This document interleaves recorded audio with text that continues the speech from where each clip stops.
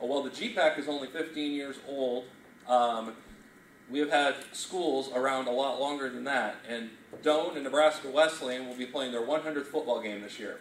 And it's going to be a very exciting game. They've done a lot of preparation. If you've been following online, Rick Schmecker and Alex Linden have been doing a lot of pre-work to talk about the history and those types of things. And to speak to that, I have Coach Brian Keller first from Nebraska Wesleyan, followed by Coach Matt Franzen from Doane to come up and talk about the Doane Wesleyan 100th game in October. Coach? Yes, Wesleyan and Doane started this great tradition back in 1896. Was our first game, and I might add that we did win the first one, 8-4 in a high-scoring affair. But since then, the rivalry's been just neck and neck. Doane does lead the series right now. I believe 47 wins to our 46 with 6 ties.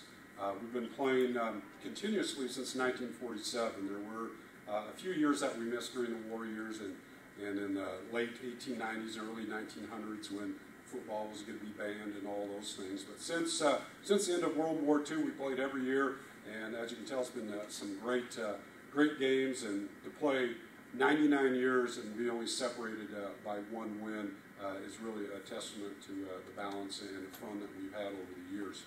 About 5 or 6 years ago, Matt and I were talking, and we're saying, this 100th game thing's coming up.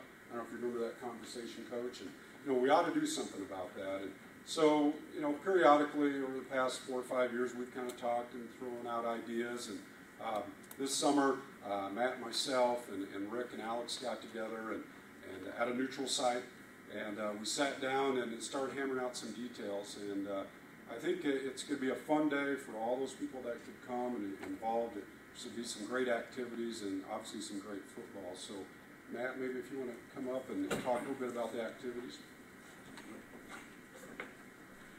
Well, a few things that we're going to do, and it is Doane's homecoming game also. So obviously for Doane and the college and the campus, that's going to be a neat event. It's going to be a great event anyway, and I think wherever the game will be played, it would be pretty special. But we're going to release, and we're releasing today, all-time teams that have been chosen from each school.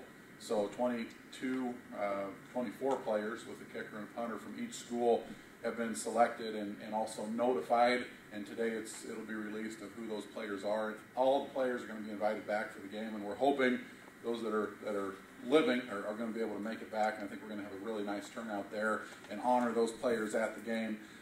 Top 10 all-time games, that will be released a little bit later on, probably 5 from each team, but we're going to rank them 1 through 10. And go that way, and that'll be a neat deal. And then T-shirts are going to be printed up and available, and we're going to do some things to commemorate the event that way and make it a special day. So as Coach Keller and I have already talked, we have 9 games on the regular season schedule that are also very important. So for us going into the season, those are the things that we're going to be working with our guys. Game number 1, but when we do get to this day, it's going to be a neat deal. And what Coach Keller didn't mention, that first game in 1896, he was actually there. So as the dean of coaches, he goes back a little bit further in this history than any of us. But anyway, any questions at all?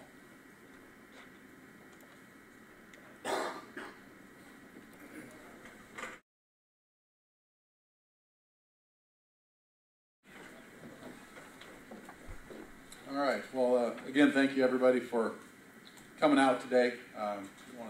Special thanks to Corey and Lucas with the conference for setting everything up, Coach Keller and Wesleyan for being the host school here, our SID Rick Schmecker, who's here today, and Jordan Slocum, KUTT Radio from Fairbury, who covers all of our games, and then also Ken Hamilton from the Journal-Star, who I think does a really nice job covering the schools, the GPAC schools that are here close to Lincoln, which isn't always an easy job when you're in the shadow of the Big Red, but like I said, Ken does a really nice job really putting us out there, and we appreciate that. So looking at 2014 season for Doane and for the Tigers, I've been asked a lot this summer, as all these guys up here have been, by friends and alums, how's it going to be? How's your team going to be? We feel like we're going to have a good team. What does that mean exactly? I don't know. I've kind of stopped guessing. Last year going into the season, I was really excited and thought it might be the best team we've had yet, and at the end of the year, things have kind of unraveled, so you never know for sure. we're going to have our team ready to go. We have a lot of exciting players, and I think we have a lot of players coming back at a lot of positions that are will give us an opportunity to do some nice things, but a lot of it at the end of the season is going to depend on what happens with the other 9 teams that are up here. And if everybody in the conference has the best team that they've ever had, then we can have a great year, and it may not be indicated in the record. Chances are that we're going to have a chance to do some really good things, and like I said, we feel good about that. The players we have, the culture of our program, I'm happy with where it's at. That's something as a coach, you're continually developing the culture, bringing in your players. I've been at Doane for 7 years now, as has a significant group of our staff, and we've recruited the kind of players that we want, and we've built the kind of culture that we like.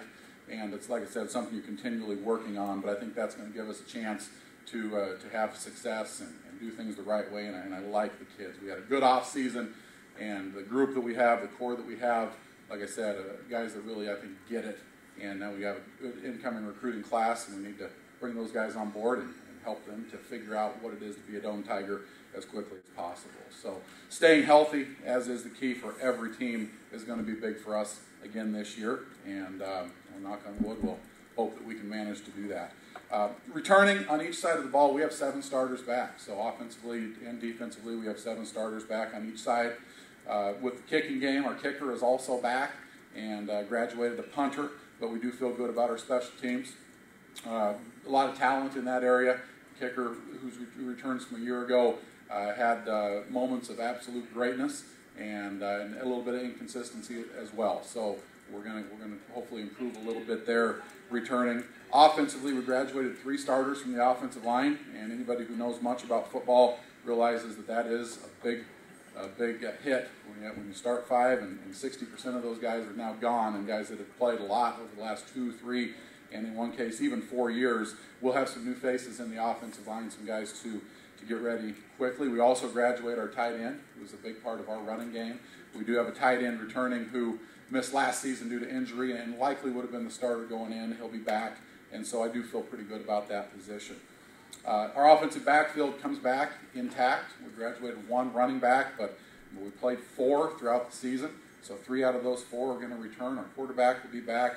All of our wide receivers returned from a year ago, and I think based on hard work in the offseason and another year playing college football, we're going to be a little bit better there as well. So we're excited offensively about what we bring back. Defensively, we graduated 4 starters as well, 3 of those being linebackers, 2 out of those 3 being all-conference linebackers. So we graduated some talented players there, also graduated 1 defensive back.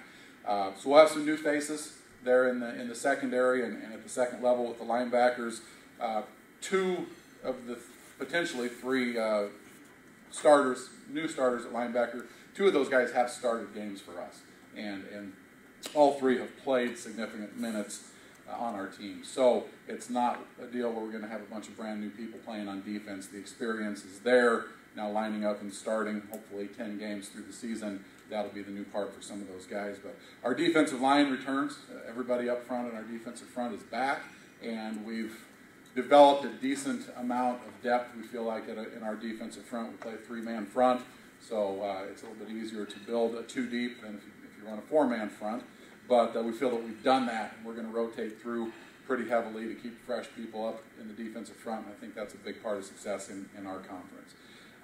We're excited for the season coming up, and our first game is with Friends University out of the KCAC. We played Friends a year ago at their place and started the GPAC Challenge in our way a year early, and now we'll play them at home. That'll be our only night game, and we're excited to get that one, get them and get Friends up at Crete. And then we talked a little bit about the 100th game against Wesleyan. That'll be a big one. We have 6 home games, and we're excited, obviously, to play all of those as well as the 4 road games. So looking forward to it. Are there any questions? Talk about your quarterback, Phil Hammer. Phil's back this year. He'll be a junior, and had a good offseason.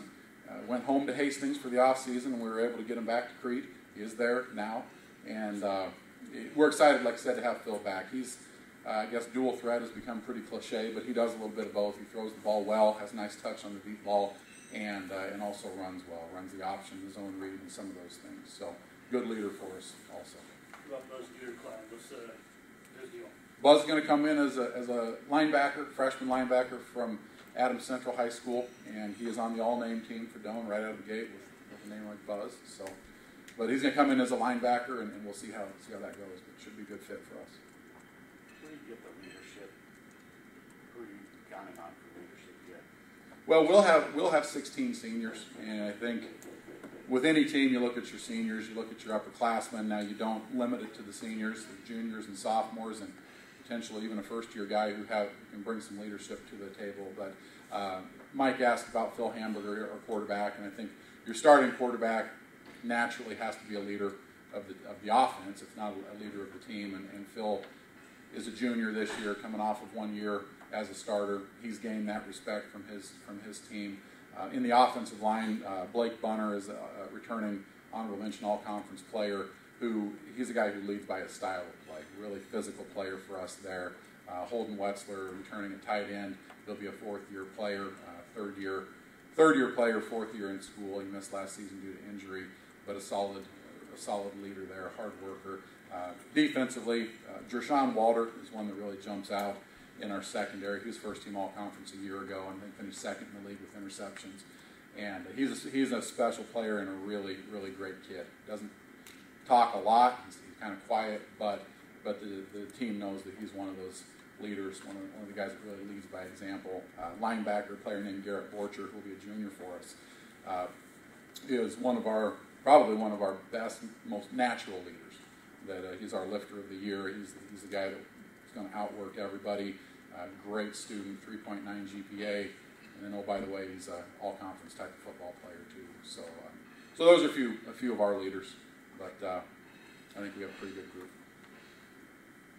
At the NAIA level, what kind of difficulties do you face in improving or changing a culture in a program? Well, you have to bring in the players, and it takes time. You can bring in, for coaches up here, probably anywhere from 40 to 60 recruits in a recruiting class. The private schools where we're enrollment driven, we do bring in big classes. But not all those kids coming in are going to be players that are going to be the face of the program. So it takes, I've been at Doane for 7 years, and it really took 5 years for us to get the team that we felt like was what we wanted and really had the identity that we're looking for. And then you graduate a bunch of those guys and you groom the young players coming in. So I don't know that that's any different at the NAIA level versus the Division I level. It's expected to happen quicker at the Division I level. I know that, but that's how it works. It takes time and patience, and in athletics, those things aren't always a commodity, but that's what it takes, and hard work and working with your kids. You're dealing with 18-year-old kids coming in, and to build them into a culture, usually it's not going to happen in a week. It's going to be a year and 2 years until they really understand what it is that they're playing for, which is the team. Love to talk about rings and championships, and 1 year, one team each year gets one of those, and the other 9 teams, we're still doing a lot of great things and building the culture. So. Apart from the 2 offensive linemen that are back, is there anybody else on the roster who has stood out to you as someone who might be a strong replacement at those tackle spots or at center? Well, we'll see how it goes. We went through spring football and played a couple freshmen in those spots, and actually I mentioned Blake Bunner earlier, our returning left guard from a year ago. Going into camp, he's going to be our left tackle. So we're going to move some people around and see. I feel like we've got some good young players.